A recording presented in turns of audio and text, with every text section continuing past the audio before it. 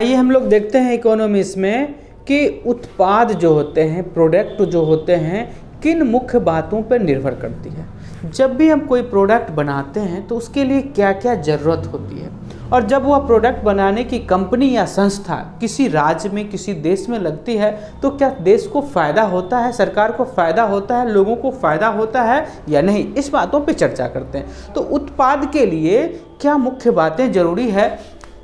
तो जब भी हम प्रोडक्शन की बात करते हैं, उत्पाद की बात करते हैं,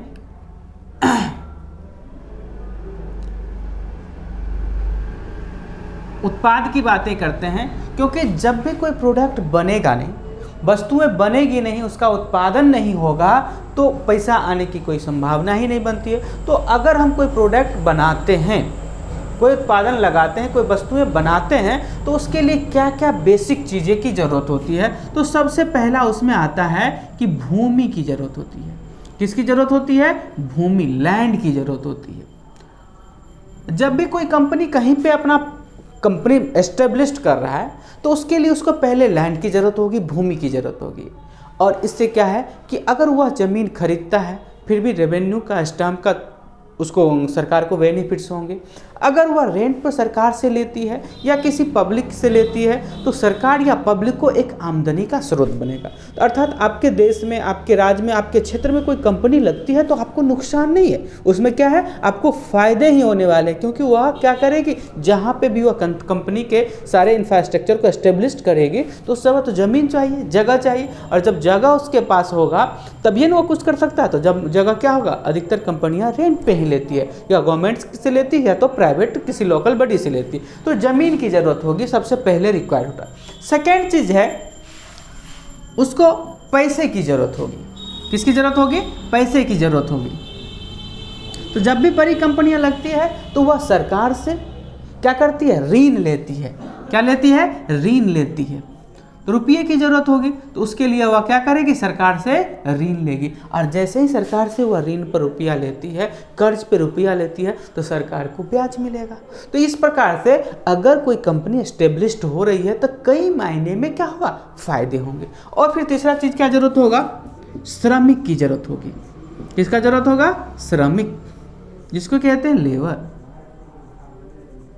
लेबर की ज़रूरत है। तो अगर मान लीजिए बिहार में कोई कंपनी लग रही है तो लेबर क्या दूसरे राज्य से या दूसरे देश से लाएगा? नहीं, लगभग लोकल लोगों को ही हायर किया जाता है, क्योंकि वह कम कॉस्ट में मिल जाता है। बाहर के लोग आएंगे तो उनके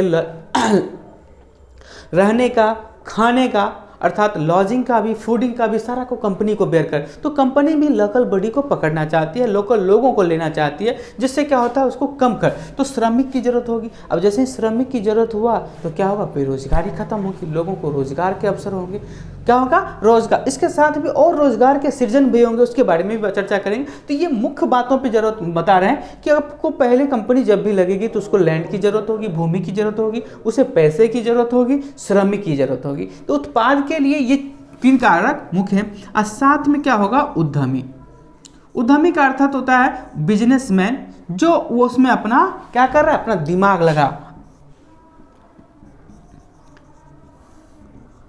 बिजनेसमैन अपना जो दिमाग लगा रहा है, जो कंपनी एस्टेब्लिश कर रहा है, तो उसकी ज़रूरत होगी। तो 4, किसी भी प्रोडक्ट के बनने के लिए 4 बेसिक चीज़ों की ज़रूरत होगी। तो जब भी किसी देश में, जब भी किसी राज्य में, किसी क्षेत्र में कोई कंपनी लगती है तो लोकल लोगों से लेकर सरकार तक सबको फ़ायदा होता है। कंपनी तो अपना बेनिफिट्स लेती ही है, इसमें नो डाउट कंपनी बेनिफिट नहीं लेती है, लेकिन इस सारी चीज़ों से होकर गुजरना पड़ता है। अर्थात अगर आपके क्षेत्र में कंपनी लग रही है तो उसका विरोध नहीं करना चाहिए, सपोर्ट करना चाहिए, जिससे क्या होगा, मुनाफा। जैसे कि ज़मीन अगर लेती है किराए पर, तो किराए पर क्या होगा, लोगों को पैसे मिलेंगे, रेंट मिलेंगे। देखते होंगे कि आप 1 कट्ठा ज़मीन किसी को देते हैं ऐसे ठीक है खेती करने के लिए, तो सालाना 1000 रुपया देता है।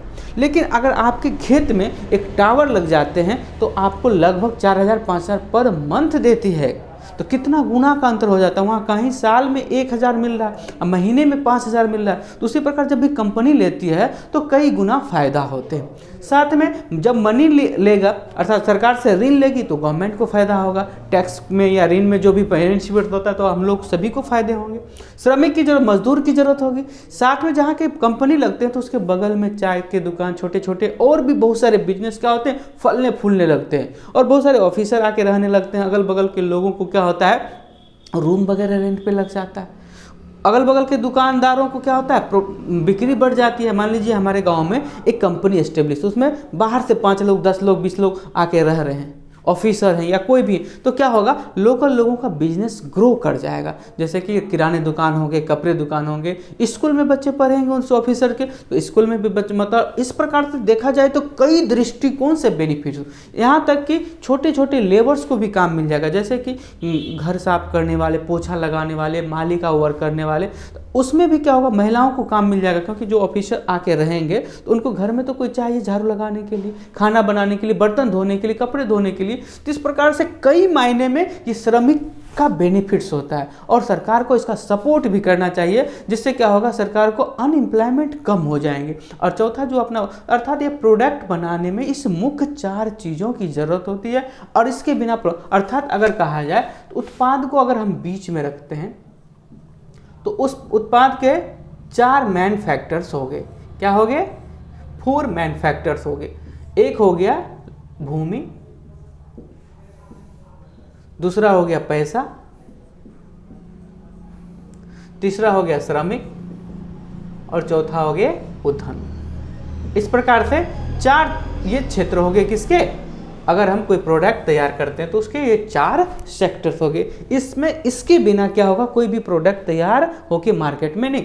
अब जब ये प्रोडक्ट तैयार होती है, सपोज करिए कि यह 100 रुपये की MRP, अर्थात हुआ जिसमें भूमि का भी रेंट काट के, जो उसका पैसा लगा उसका भी ऋण काट के, श्रमिक जो लगे और उद्यमी जो अपना बिजनेस है चला रहा है, एस्टेब्लिश किया है, जो अपना दिमाग लगा, उस सब को मिलाकर सपोज करिए 100 रुपया में वो प्रोडक्ट उतारता है, तो सरकार को भी तो फायदा है। इस पर 5% और ऐसा प्रोडक्ट है 18% या 22%, तो जिस पर सरकार को भी तो टैक्स मिलती है। तो सरकार को भी बेनिफिट्स है, आम लोगों को भी बेनिफिट्स है और कंपनी अपना बिजनेस कर रही तो दिमाग लगा रही तो उसको भी कई मायने में, अगर हम कोई प्रोडक्ट कंपनियां कहीं एस्टेब्लिश की जाती है तो कई मायने। लेकिन अक्सर देखा गया है कि जहाँ पर शिक्षा नहीं है, जहाँ पर एजुकेशन नहीं है, लोग शिक्षित नहीं है, वहाँ पर अगर कोई बाहरी लोग या बाहरी कंपनी कुछ स्टेबल करना चाहती है तो लोग उसका विरोध कर देते हैं, कई तरह से उन्हें परेशान करते हैं। और बिहार जैसे क्षेत्रों में अधिकतर ऐसा देखा गया है, तो लोग परेशान कर देते हैं, जिस कारण से क्या होता है, विकास नहीं होता है। तो अगल बगल में कहीं पे भी ऐसी कंपनी लगने की संभावना है तो उसमें मदद करना चाहिए, सरकार से लेकर